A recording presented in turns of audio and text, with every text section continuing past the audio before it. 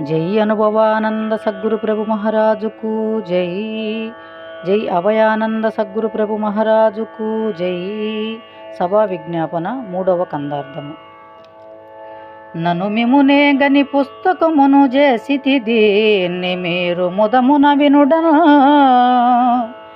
చెనుటయు మిమునను మీరలు గనుగొని వినిపించు మనుట కలయెట్టి మాట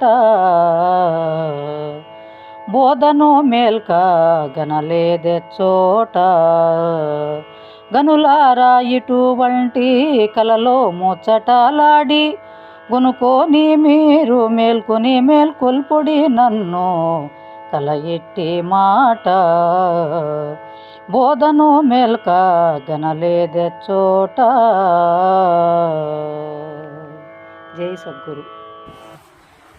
జై సద్గురు.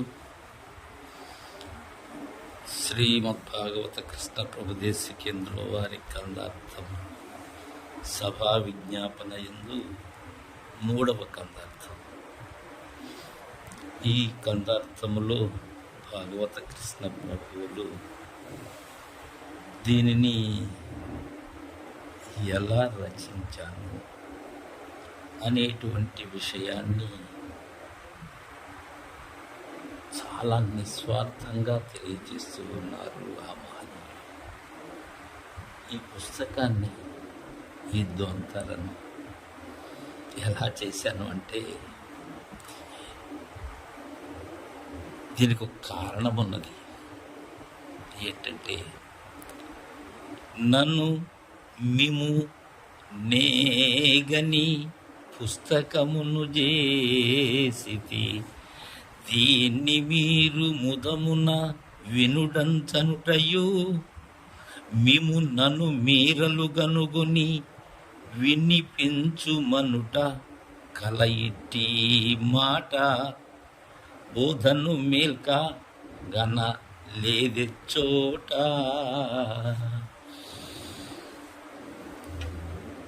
ప్రతి కందార్థము కూడా కృష్ణ ప్రభువుల హృత్కమలము నుండి జాలువారిన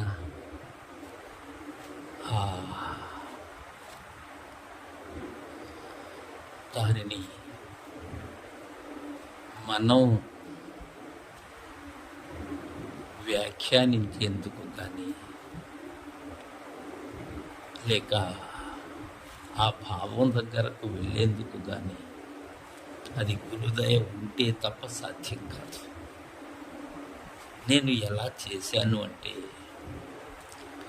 నేనెవరో నాకు తెలుసు. నాకు ఆ దృశ్య వివేకం ఉన్నది. నన్ను దర్శించాను. నేనెవరో సంపూర్ణముగా మూలం లేని గుర్తిరిగే శరీరమని తెలుసు. మిమ్ములను చూశాను. ఇక్కడ ఆత్మానాత్మ వివేకము ఉన్నది. ఈ నేను నాకు ప్రతిబింబమైనటువంటి మీరలు రెండు ఒకటే. రెంటిని చూసి ఈ పుస్తకాన్ని చేశాను. ఇక జనులారా, అలా చేశాను కదా, దీన్ని మీరు ముదమున వినుడంచనుటయు, దీన్ని మీరు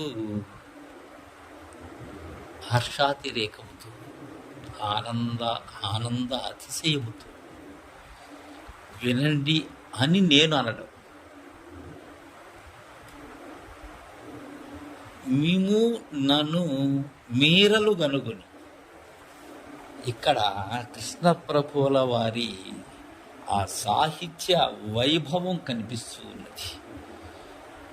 మిమ్ములను మీరలు, నేనెలా అయితే నన్ను నేను దర్శించి మిమ్ములను దర్శిస్తున్నానో, నేనెలా అయితే నేనైన ఆత్మనై అనాత్మని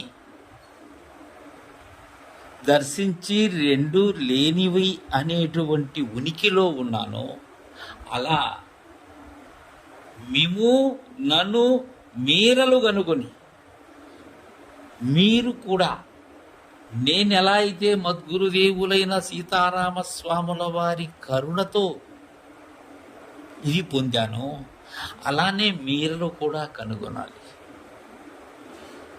నా యొక్క నిస్వార్థమైనటువంటి పుస్తక రచనకు కారణం అది పునాదిగా నేను దీనిని మీ ముందుంచుతున్నాను.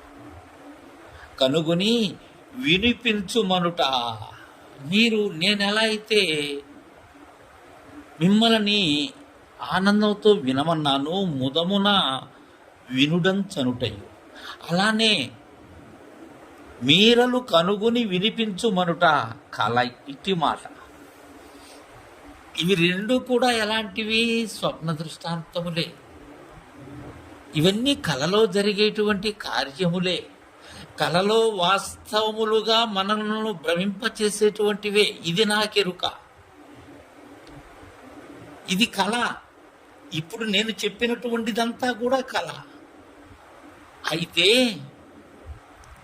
బోధను మేల్కగన లేదే చోట ఏమి లేదు, ఆ కళ లేదు. ఎప్పుడు బోధ అనే మేల్క కన్నట్లయితే అప్పటి వరకు నేను ఆత్మ అనాత్మ, అనాత్మ ఆత్మ ఇది ఉన్నది.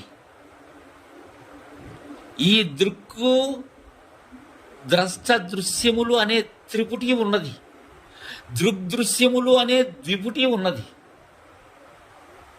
అయితే బోధ అనే మేల్క కన్నట్లయితే లేదే చోట. ఇక్కడ కావాల్సింది గురుబోధ అనే మేల్క. గురువు మనలను మేల్కొల్పినటువంటి మేల్క, గురువు యొక్క అనుగ్రహముతో పొందిన మేలు అయిన మేల్క. గనులారా, ఇక్కడ సభకి విన్నపం చేస్తున్నారు. ఘనులారా అని సంబోధిస్తూ ఉన్నారు. ఎవరు ఘనులు? మనో సంకల్ప వికల్పములు లేని వారు ఘనులు, దృఢ చిత్తులు ఘనులు, ధీరులు ఘనులు, అహం రహితులు ఘనులు,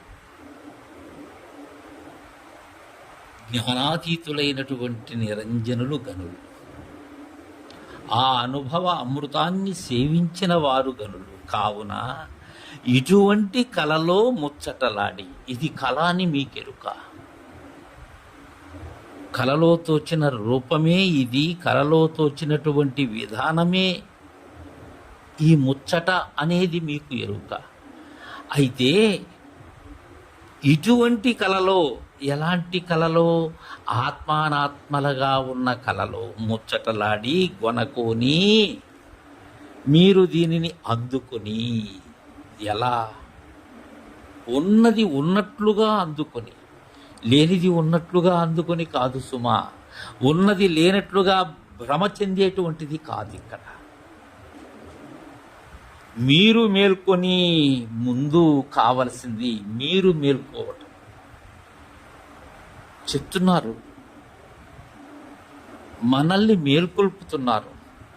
అయితే ఈ మేల్క ఎలా సాధ్యమవుతుంది? ఎదురుగా ప్రత్యక్షంగా ఉన్న దృశ్యము ఏదైతే ఉన్నదో ఆ దృశ్యము అదృశ్యమయ్యే సూచన గురుదేవుని కరుణతో అందుకోవటమే మేల్క. మూలము లేని ఈ గుర్తిరిగే శరీరము ఏమీ లేదని తలపోయటమే, తలపోసినది తలవక ఉండటమే మేల్క. అలా మేల్కొని మేల్కొల్పుడి నన్ను. ఎందుకు నన్ను మేల్కొల్పాలి అంటే, నేను మీకు ఇది తెలియచేసేందుకై నేను కలలోకి వచ్చాను. మేల్కలో ఉన్నవాడనే నేను మద్గురుదేవుని దయతో. అయితే మిమ్మల్ని మేల్కొల్పాలి అంటే నేను కూడా మీ స్థాయికి రావాలి. మీ కలలోకి నేను వచ్చినప్పుడే మిమ్మల్ని నేను మేల్కొల్పగలను. అశరీరిగా ఉన్నప్పుడు నాకు మేల్క అవసరం లేదు. నేను సశరీరుడు అయ్యాను. ఎవరి కోసం? మీకోసం. కావున నేనెక్కడున్నాను? నేను కలలో ఉన్నాను. అయితే మీరు మేల్కొని నన్ను మేల్కొల్పవలసిన బాధ్యత మీది అయ్యలారా. మేల్కొల్పుడి నన్ను కల ఇట్టి మాట. నన్ను మేల్కొల్పేటువంటి దగ్గర నేనేమై ఉన్నాను? కల ఉన్నాను. కల ఇట్టి మాట. బోధను మేల్కగనా లేదు ఎచ్చోట నా ముచ్చటే లేదు అని తెలియజేశారు. జై సద్గురు.